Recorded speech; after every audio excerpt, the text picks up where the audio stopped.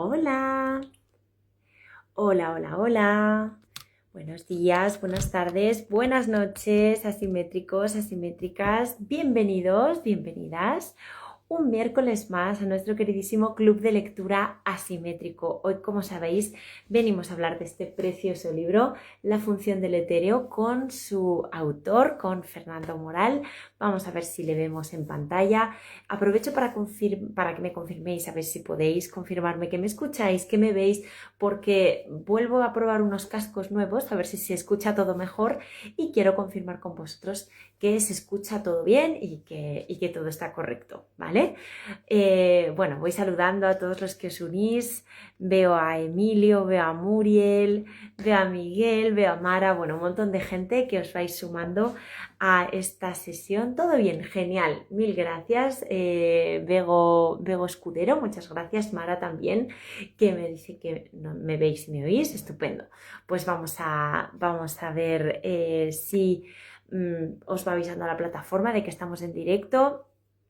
Veo ya a Fernando preparadísimo. Fernando, dame unos minutitos mientras la plataforma va avisando a todo el mundo y van entrando.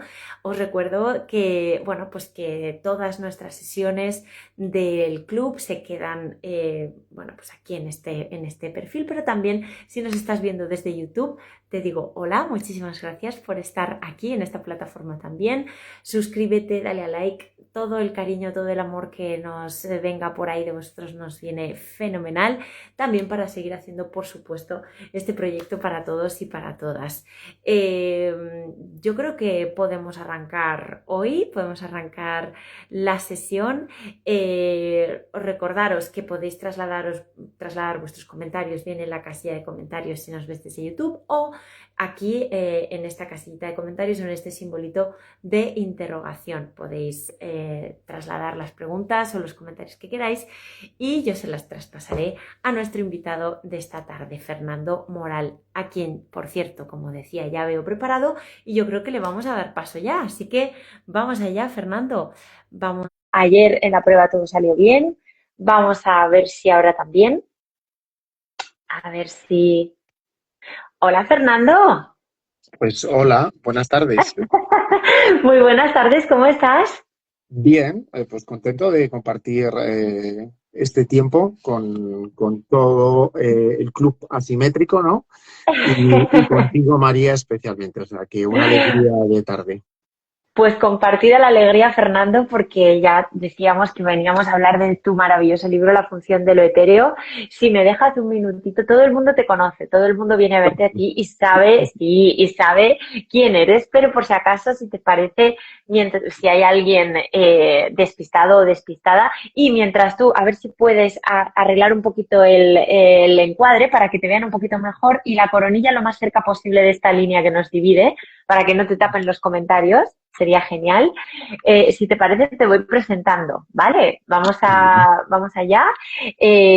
Pues hoy, como veis, tenemos a un invitado de lujo, Fernando Moral Andrés, que es arquitecto por la Universidad de Valladolid, máster por la ECHA, por la Universidad Politécnica de Cataluña.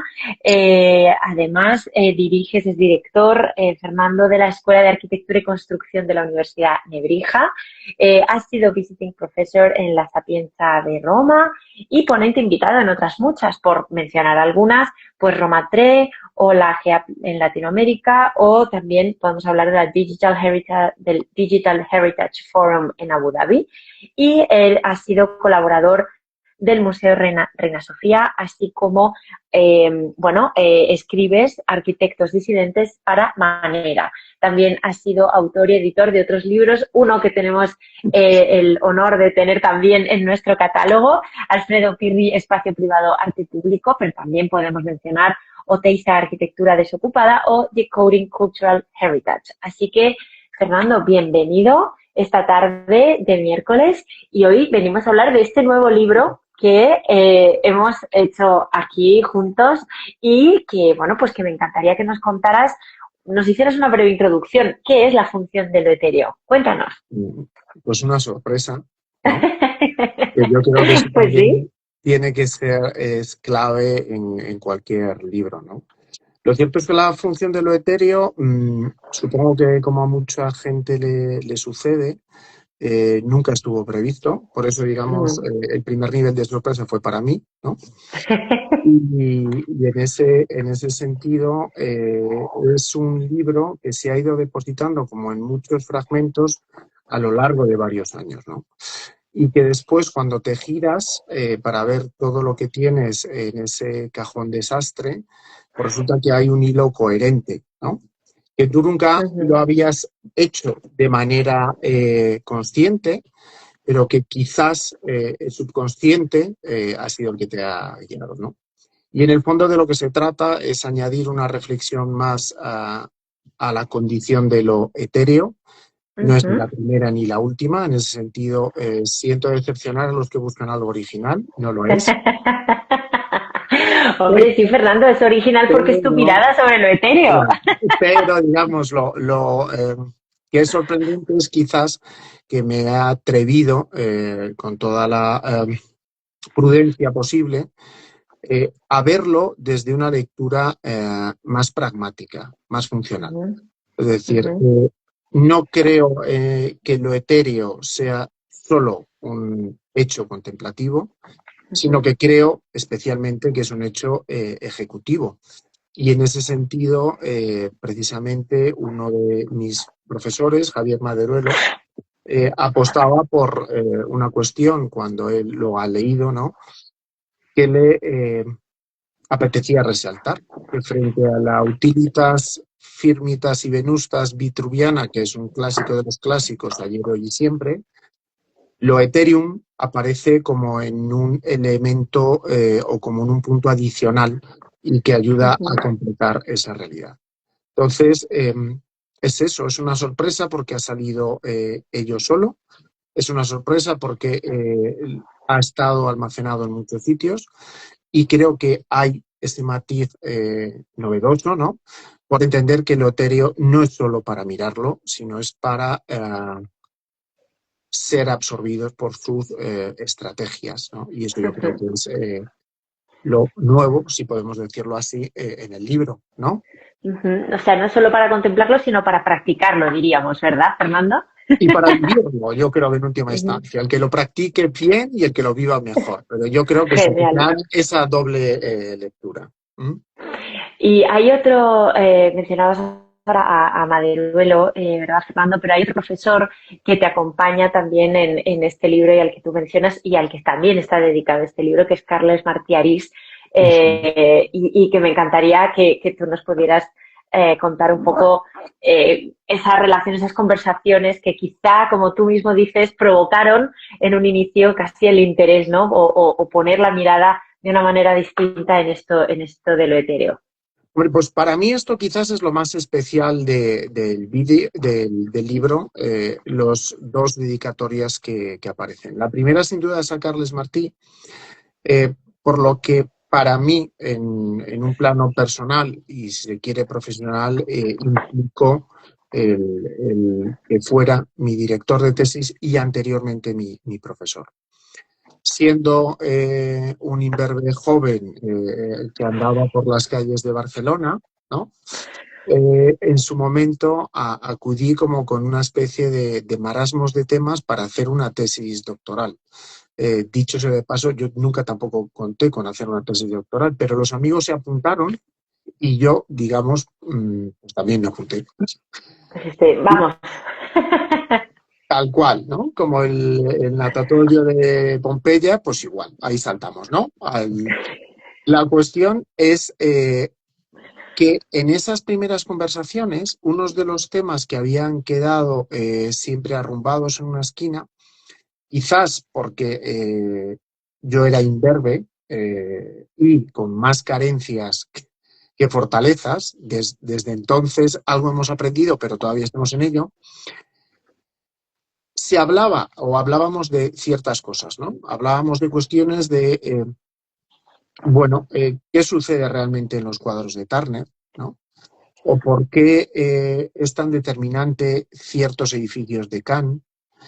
Y todo al final, cuando lo he vuelto a ver, quizás era ya los primeros datos del Imperio. Las conversaciones que posteriormente tuvimos, algunas en unas circunstancias ya más delicadas por su estado de salud, volvieron sobre lo mismo, ¿no? Puntualmente volví a Barcelona y me encontraba con él y hablábamos algunas veces por teléfono también. Y recuerdo un libro de Luigi Moretti, recuerdo ciertos apuntes de otros textos que en ese momento él estaba recopilando.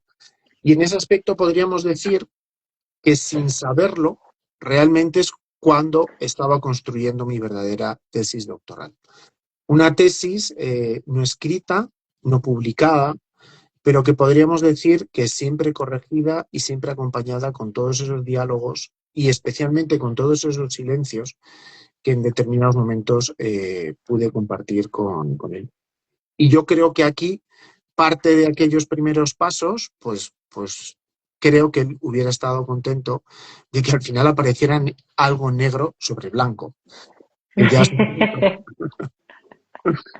Bueno, como todo es un proceso, ¿no? Toda la vida es un proceso y también encontrarse, atreverse casi con algo tan impreciso, ¿no? Casi intangible como lo etéreo, yo creo que también es un reto muy, muy grande. Es más, dices en la contraportada que, digamos, que te planteas en este libro una taxonomía alternativa del velo. No es poca cosa esto que dices ahí. Entonces, claro, me encantaría un poco que nos contaras en ese transitar tuyo y en ese encontrar quizá algo de blanco sobre negro, ¿cómo puede ser algo funcional o dónde está esa función de lo etéreo pues, encontrando y elaborando?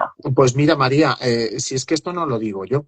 Eh, Uno de los datos de estas cosas que también vas anotando y que no sabes cuándo lo vas a utilizar, pero que al final lo acabas utilizando, es que hasta 1887, con un experimento de Michelson-Morley, eh, se llega a refutar la existencia del etéreo, en el contexto de que se descubren que la luz se propaga en todas las direcciones con la misma velocidad. Pero hasta entonces, es decir, casi en el comienzo del siglo XX, todo el mundo daba por supuesto que lo etéreo existía vinculado, ligado con la luz. Casi podríamos decir que era considerado, entre comillas, muchas comillas, como el lugar que hacía posible que la luz se moviera de un sitio para otro. Entre muchas comillas, insisto. Entonces, es una cosa que lo dicen unos físicos, unos científicos, ¿no? Y en ese sentido, eso como que te espolea, o a mí me espoleó más, para entender esa visión que es práctica.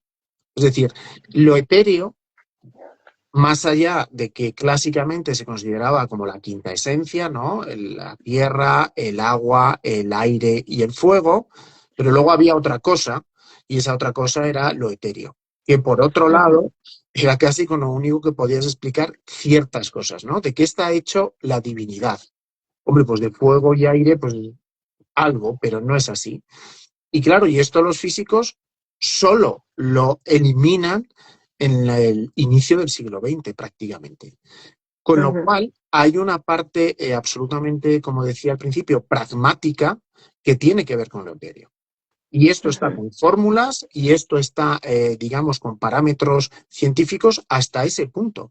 Y se daba por bueno su existencia. Por bueno, no desde un punto de vista de me gusta, creo que, no, no, es decir, existe De y facto. exactamente sirve para esto. Ojo, yo no vengo aquí a decir, no, no, se han equivocado estos señores físicos y existe. No. Pero creo que hay ciertas cuestiones o ciertas consideraciones que todavía hacen que sea pragmático y un pragmatismo especial, o me atrevería a decir, un pragmatismo excepcional que permite comprender ciertas obras de arquitectura desde otro prisma, ciertas obras artísticas desde otro prisma, ciertas obras literarias desde otro prisma. Es decir, parece que al final ese otro prisma siempre está en todas estas obras que son excepcionales. Y no está simplemente para decir qué bello es, sino porque ha habido una estrategia activada por lo etéreo. Y yo creo que eso es lo más interesante, o por lo menos desde mi punto de vista, ¿no? ¿Cuántas veces hemos estado viendo El viajero ante el mar de niebla de Friedrich? Bien, pero eso a mí particularmente no me atrae, o no me atrae ya, ¿no? Y yo creo que eso Ujú, es un poco la clave. ujú. Porque además, Fernando, es que claro, tú lo mencionabas ahora, ¿no? Hablabas de arquitectura, de arte, de literatura. Es que en este libro convocas a vamos, mira, por decir solo algunas cosas, dices Anaxímenes, Baudelaire, Schinkel, Nefertari, Manzoni, RCR, Duchamp, Van Eyck, Burri. Es decir, aquí hay un amplísimo espectro, ¿no? Tanto de arquitectos como de artistas, como de, bueno, pues de un montón de personas que han atendido este concepto o no sabría ni cómo decirlo, ¿no? Este ente que nos puede apelar, ¿no? Me gustaría un poco también, al ver ahora el libro al completo, ahora tendremos, si te parece, como a los capítulos que tú nos has propuesto y un poco a los temas, pero con todo este elenco con el que te has ido encontrando, ¿cómo te has sentido tú al tratarlo aquí en el libro? Hombre, pues la verdad es que de manera muy natural, porque, como te decía, es que han ido apareciendo ellos solos.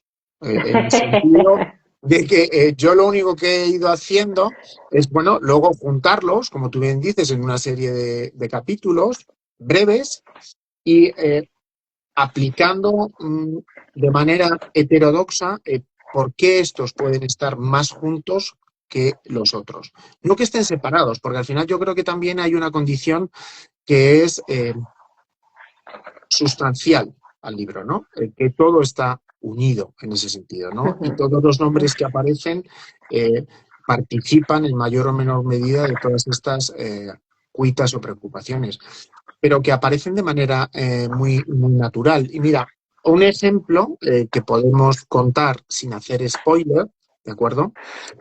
Esto es clave porque después la gente tiene que acercarse a ediciones asimétricas, que es donde Hombre, están. claro, ¿y al libro? Sin duda, ¿no? Entonces, para evitar cualquier spoiler, ¿no?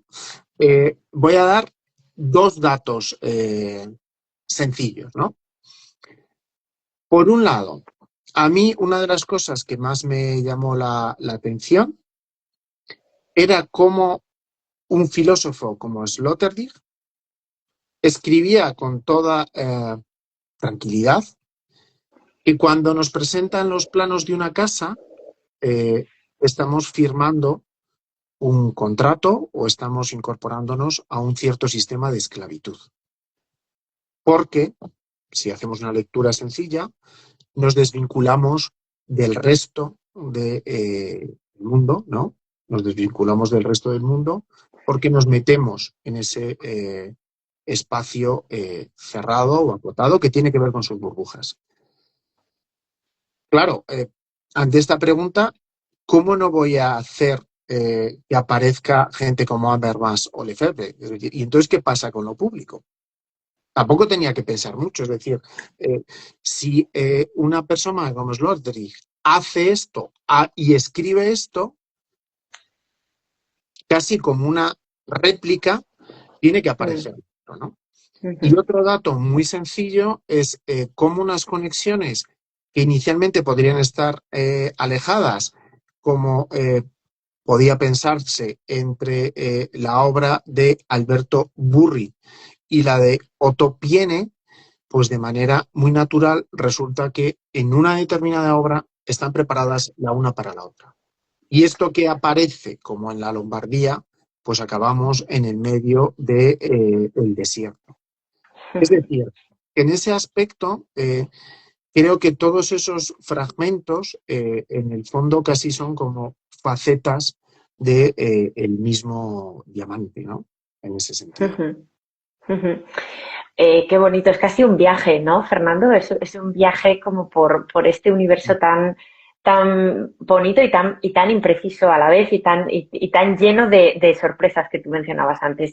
Si te parece, vamos a entrar a esos órdenes que tú nos has propuesto, esos 5 capítulos, bueno, en realidad 6, porque empiezas con uno, también con una breve introducción que se llama Imprecisiones, que también me parece muy bonito, pero digamos que la propuesta es de estos 5 capítulos, ¿no? Y que además titulas pues, con una, en fin, con una preciosidad también manifiesta, ¿no? Vamos a empezar por el primero que dice: el cielo nunca fue grave, ¿no? ¿Qué nos vamos a encontrar en este capítulo y desde qué perspectiva has digamos, estructurado ese primer paso para entrar en lo etéreo?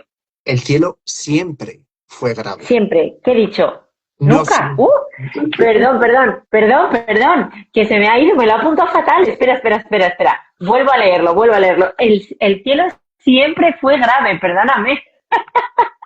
Es una cosa muy sencilla y digamos que me parecía como lo más natural para abrir el libro. Como bien sabes, porque habéis estado en la cocina de ello, realmente este capítulo era el inicial en su momento, ¿no?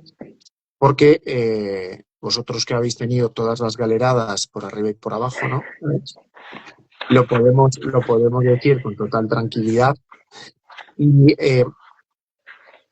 ¿cómo no vamos a entender que el cielo siempre fue grave cuando todas las culturas, de una u otra manera, lo han pretendido materializar?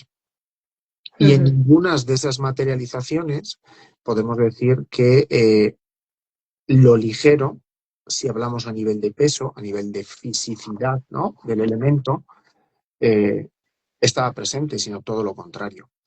Y estoy pensando perfectamente en la tumba de Nefertari, ¿no?, en el Valle de las Reinas, y seguramente la tumba más bella de todas las existentes en el Antiguo Egipto, que ha llegado hasta nuestros días o que está revelada todavía hoy con trabajos alrededor.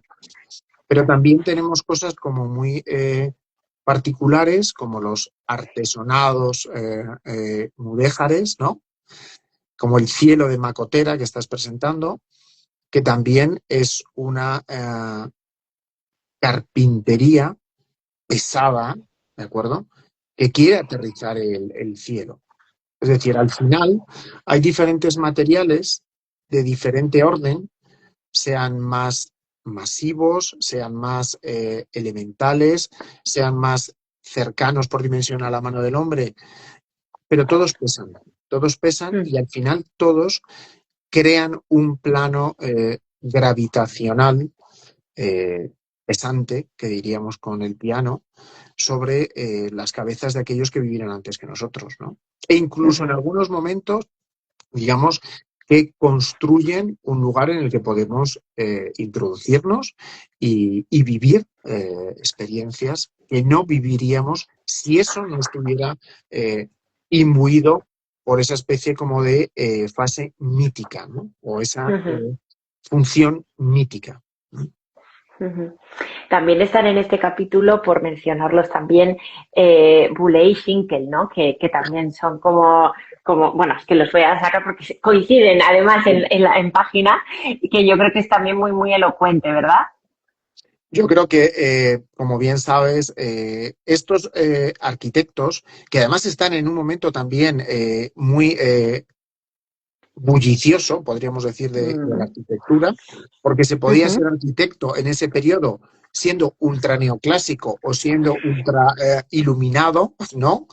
Y no ha habido periodos de la arquitectura con esa especie de banda ancha donde poder comportarse, pues añaden esa reflexión. Es decir, si vemos la sección del cenotafio de Newton, ¿cuál es la dimensión de los sujetos que hay? ¿Cuál es la dimensión de los cipreses que están plantados? Evidentemente se ha construido todo una galaxia, casi me atrevería a decir, ¿no? Pero esto en ningún caso hubiera sido ligero. Y con todo y con eso, digamos, hay una función que es ligera, si queremos verlo así, que es etérea, pero de repente aterriza en unos objetos, en unas intervenciones terriblemente densas, matéricamente hablando. Y por otro lado, yo creo que la imagen de Schinkel para la Reina de la Noche en la flauta mágica de Mozart, con todas las connotaciones que además tiene ello, ¿no?, de lo que implicaba, pues, cómo no iba a ser esa portada, María, en la que también has tenido que participar de manera protagonista.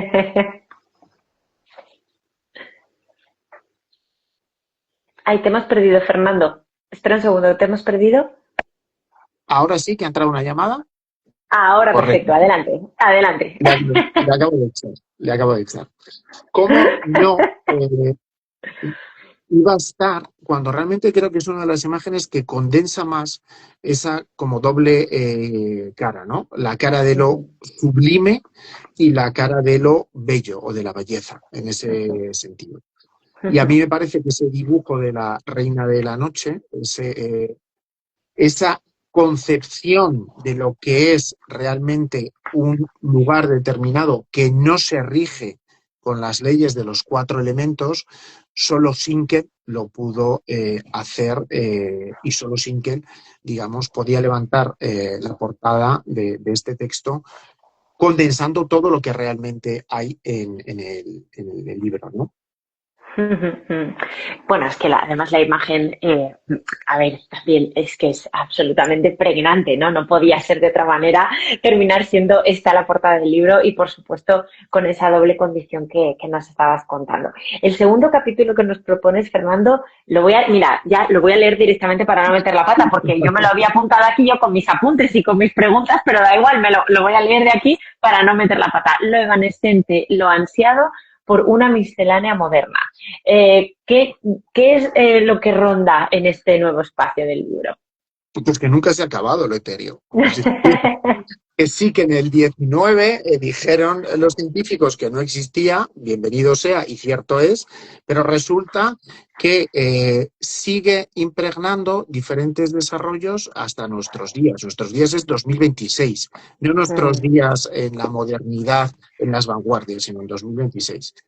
Y en ese capítulo, de manera muy determinante, se aborda cómo se quieren replicar las condiciones, ¿no?, de lo que podríamos entender lo que es una nube o lo que es el cielo, que tenemos los medios técnicos para ello, es decir, no tenemos que esperar a nada para poder crear realmente como quisieron los antiguos, pero ahora sí, con una eficiencia digna de la contemporaneidad, que tampoco es ligera, porque, como bien sabes, aparece el Blur Pavilion, ¿no?, para la Expo de Suiza, de Didier Escofidio plus Renfro, ¿no?, y tiene una estructura metálica terriblemente Pesada. muscular, ¿no?, sobre el Sí, lago. sí. Pero es curioso cómo la intervención que plantean no solo se trata de replicar realmente una fuente de vapor, una fuente de nubosidad, sino que también hay una instalación musical que acompañó a los visitantes para crear realmente un lugar excepcionalmente diferente, ¿no? Excepcionalmente diferente.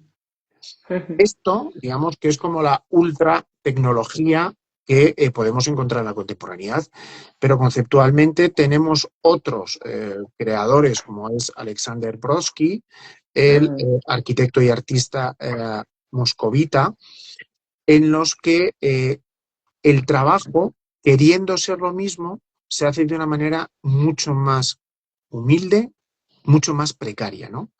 Como en este pabellón, en Pigorovo, donde crea un pequeño café cubierto por bolsas de plástico enrolladas que quieren ser nuevamente ese lugar que está unciendo lo divino y lo mortal, si queremos verlo así.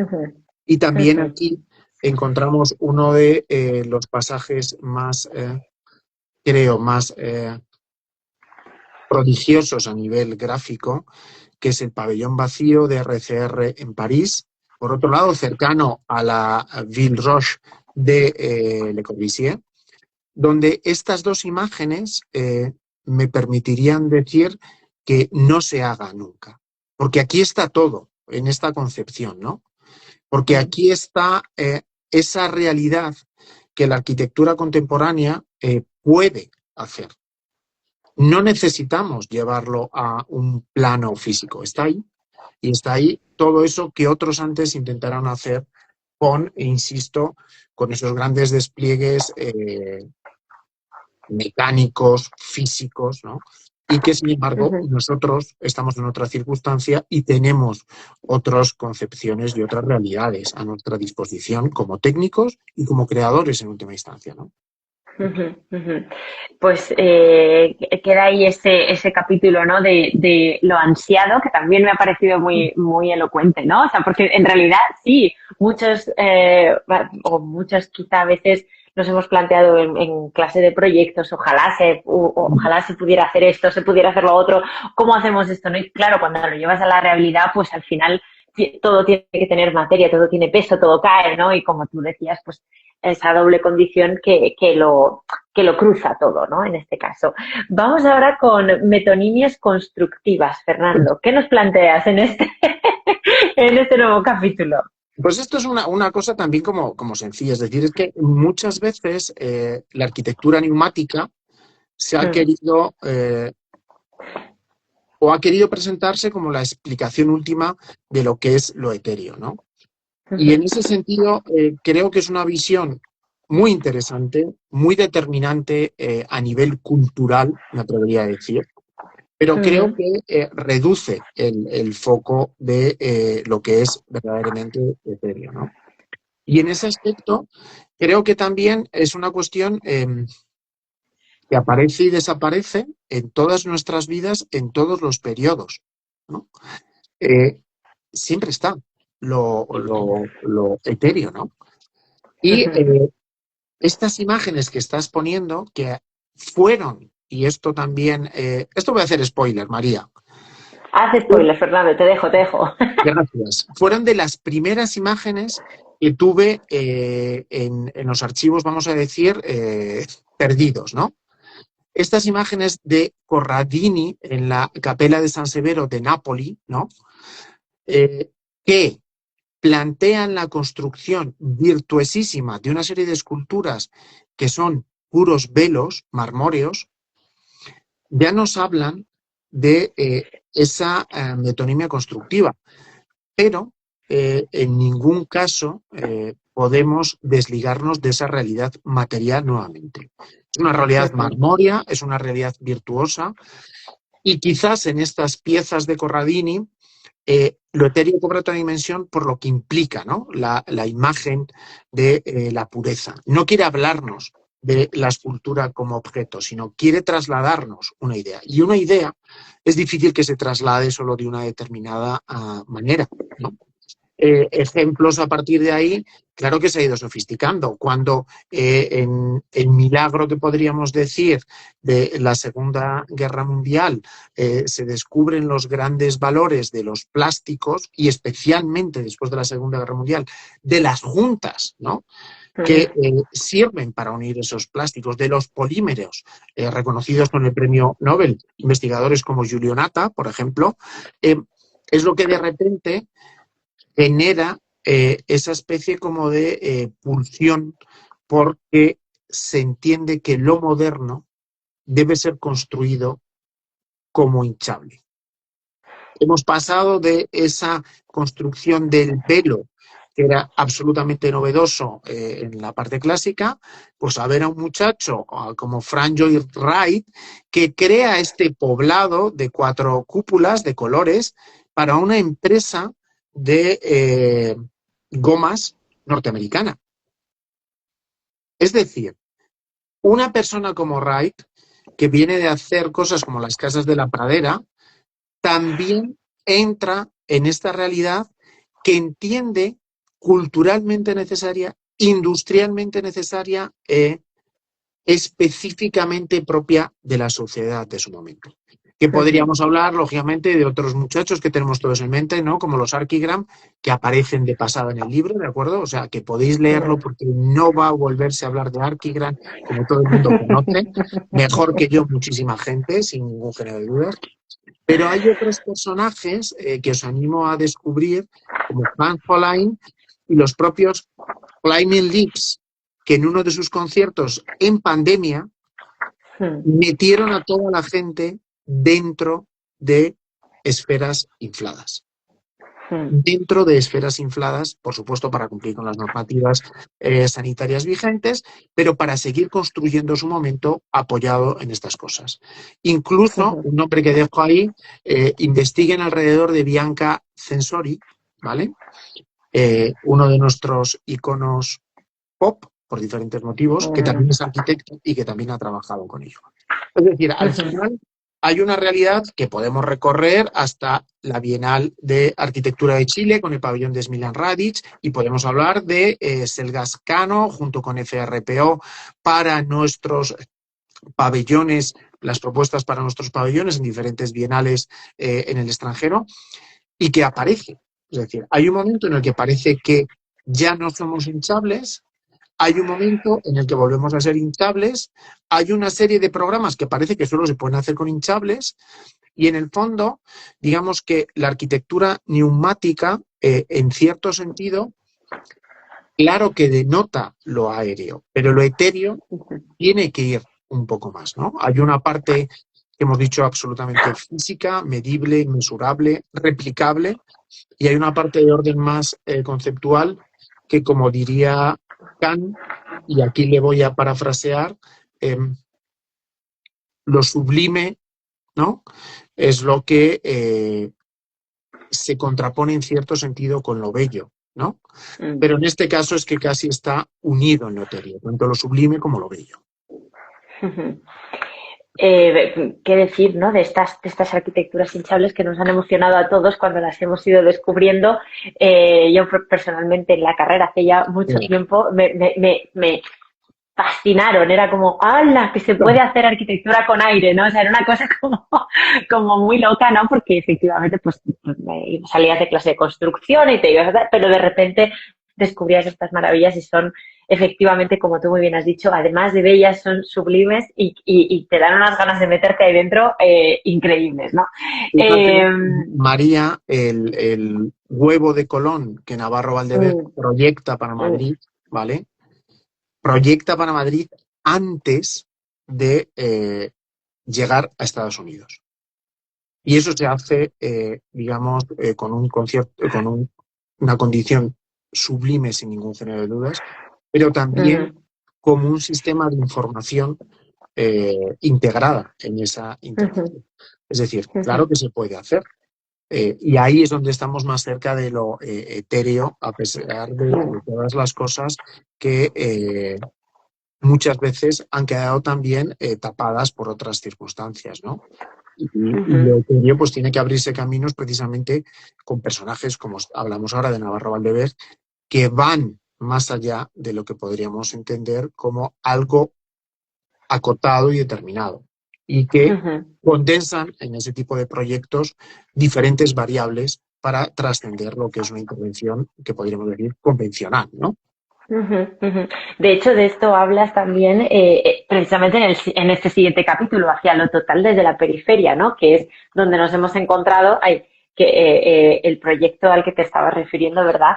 De Juan Navarro Valdebec. En este momento del libro, hacia lo total desde la periferia, háblanos un poquito, porque claro, aquí nos encontramos con obras tan fantásticas como estas, ¿no? De Bole o Piene, ¿no? También, que están aquí, casi abren este capítulo y que son absolutamente emocionantes.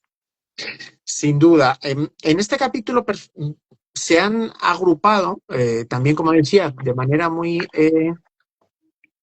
sencilla, han buscado ellos como su casillero, aquellos personajes, ¿no? Que dices, pero bueno, es que yo no quiero hacer algo mítico, yo no quiero hacer algo replicante, ¿no? Yo lo que quiero es simplemente experimentar. Y en esa sensación, que muchas veces se habla de la experimentación como que no tuviera un componente pragmático, y yo creo que todo lo contrario. Gracias a esa experimentación se ha podido avanzar en muchísimos campos, ¿no? Que después se ha industrializado, se ha seriado. Y yo creo que ese capítulo es en el que se ve que sin entrar a definir una función clara, pues se ha construido realidades que a lo mejor no estaban pensando, ¿no? Es en este capítulo donde aparece una realidad del desierto. ¿Qué tiene que ver que personajes como Heinz Mack vayan al desierto a hacer sus intervenciones, que tienen que ver mucho con lo etéreo, pero más con esa lectura de un proyecto integral, ¿no? Trascendente, práctico, y que salta, digamos, de los cauces de lo que podemos entender una obra de arte convencional. O, en ese capítulo, por qué no decirlo, una obra que está siendo expuesta en estos momentos ahora en Roma, como es Contrapeso, de Carlos Garaycoa, que nos habla de ese diálogo necesario que tiene que haber entre una ciudad oculta, sucia, y una ciudad brillante que flota y que crea unas estructuras en equilibrio con clara vocación etérea. No es una cuestión de equilibrio físico, o no es una cuestión solo de equilibrio físico, sino que es una cuestión de equilibrio conceptual. A partir de ahí, pues podemos hablar, por supuesto, de un sitio, ¿no? Como todas estas piedras pesadas que quieren volver al aire, con un artista, que no voy a dar más pistas, que casualmente vive y trabaja en La Rochelle, en La Roca, en Francia. Y por otro lado también aparecen personajes, ¿no? Personajes que nos están llamando a esa realidad que también fue dramática, ¿no? Como el caso de Otto Piene, vuelvo a nombrarle, que fue la persona encargada de la instalación de clausura de los Juegos Olímpicos de Múnich 1972, después de los atentados terroristas y de las muertes, los asesinatos que allí se vivieron. Casualmente, y esto es una llamada a la esperanza, en 1982 crea la obra Sky Kiss, que es una belleza sublime en cuanto a la fotografía que nos ha quedado para el recuerdo, ¿no?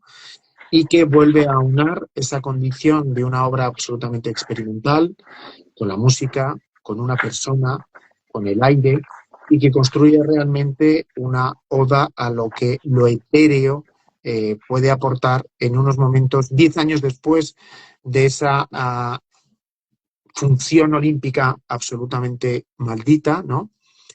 Cómo volvemos otra vez en el caso de Piene, a creer que en esta realidad puede haber un paso más para la humanidad, ¿no? Aunque sea a través de una pequeña instalación. La verdad es que son obras todas ellas emocionantes, ¿no? Y también al pasar del libro te las vas encontrando y son también como, casi te diría, un poquito de cura para el alma, ¿no? Algunas de ellas, y esta en concreto es absolutamente, bueno, pues eso, emocionante, ¿no?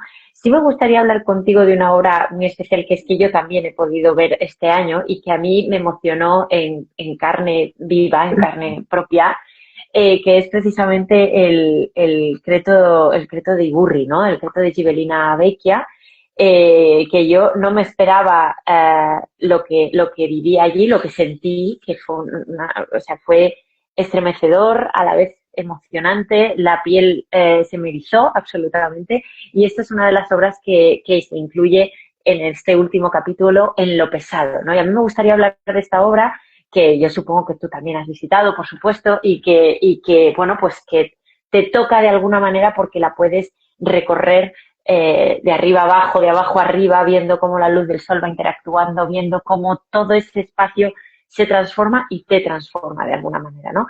Háblanos un poco de este último capítulo y de esta obra tan fantástica, y a la vez tan, bueno, tan potente, ¿no? Realmente yo creo que es que lo pesado y lo aéreo es lo mismo, ¿no? Podríamos decir desde un punto de vista físico que son condiciones paramétricas distintas de una misma realidad, si queremos verlo así. Entonces a mí se me hacía muy difícil que no se entendiera la condición etérea que tiene un elemento de la dimensión. Es la mayor obra de land art que hay en Occidente, ¿de acuerdo? Y que está ligada a un luctuoso acontecimiento como fue el terremoto del año 1968 en Gibelina, que afectó a varios municipios, ¿no?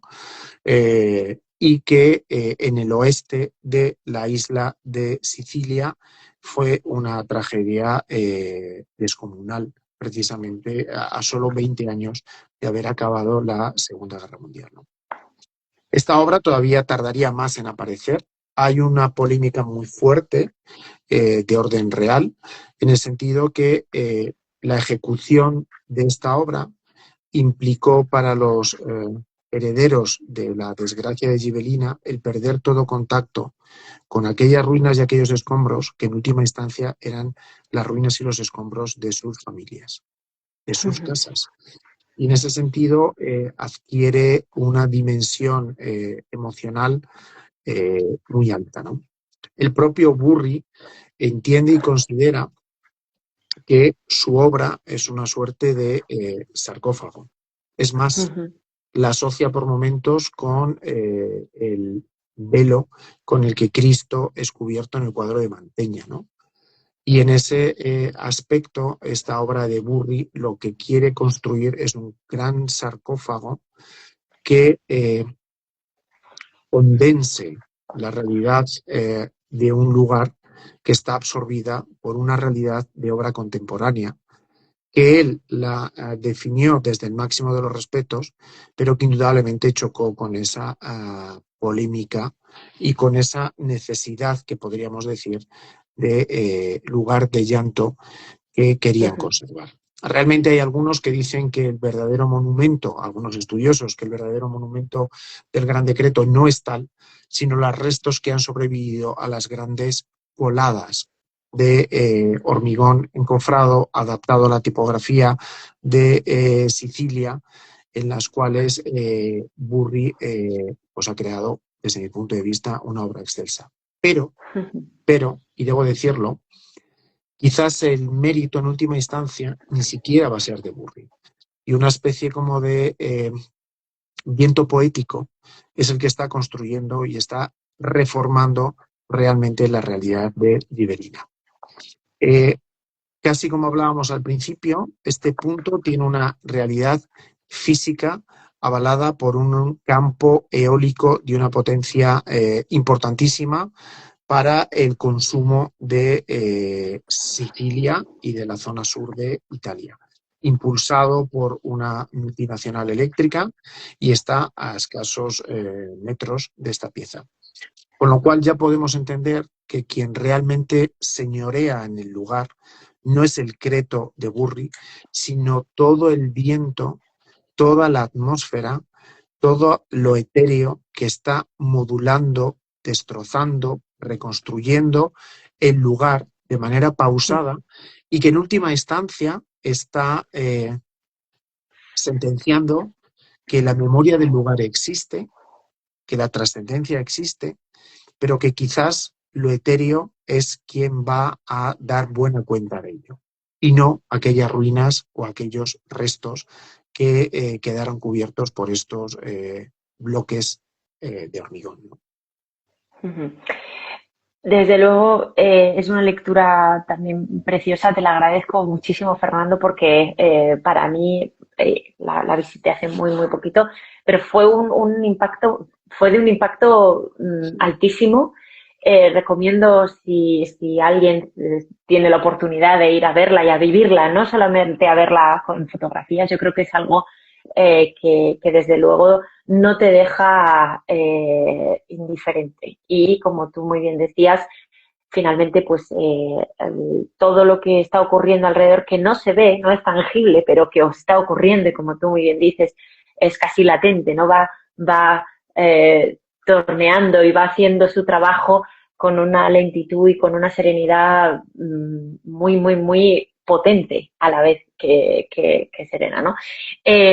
Fernando, hemos terminado el 5º capítulo. No sé si se nos queda alguna cosa que tú quieras comentar antes porque también se nos está yendo la hora, ¿eh? No te creas que ya estamos a menos de 10 minutos de terminar. O sea, que no sé si tú quieres hacer alguna última reflexión sobre este camino que has recorrido, ya como autor, ya no de tesis, no hablamos ni de tesis ni de investigación, sino como propuesta ensayística que nos dejas aquí en La función del etéreo. Yo creo que en el fondo hay una preocupación por pensar, ¿no? Y yo creo que eso es clave en nuestros días. Ahora atendemos a problemas concretos de manera expeditiva, ¿no? En el campo de la arquitectura nadie duda de que es un problema concreto la vivienda. En el campo de la tecnología nadie duda que es un problema concreto la inteligencia artificial. Es decir, y lo acometemos como de una manera inmediata, absolutamente decidida. Y yo sí que he hecho en falta en muchas ocasiones una necesitada reflexión adicional por parte de todos, ¿no? Y este libro por lo menos quiere invitar a que todos pensemos, nada más. Y en ese sentido creo que es la intención en última instancia, ¿no? Pensar es bueno, pensar a través de estos ejemplos, de estos compañeros, de este viaje. Yo creo que es una delicia, no porque los haya puesto yo, sino por el trabajo que hay detrás de ellos. Y después hay una parte absolutamente particular, porque creo que todos hemos pensado en lo etéreo de alguna manera. Entonces, creo que todos somos partícipes de este libro en cierto sentido. Y en ese sentido, espero que todos los lectores que se acerquen y que lo lean encuentren que unas líneas son suyas. Fernando, lo que ha sido una delicia ha sido compartir este rato contigo hablando de este precioso libro, La función del etéreo. Nos dejabas esa invitación a pensar y decías, nada más. Y yo digo, y nada menos, porque, en fin, sería muy bueno que todos aceptáramos esa invitación que nos dejas con este libro, te cogiéramos de la mano y fuéramos para allá contigo. Así que lo dejamos aquí, si te parece, La función de lo etéreo.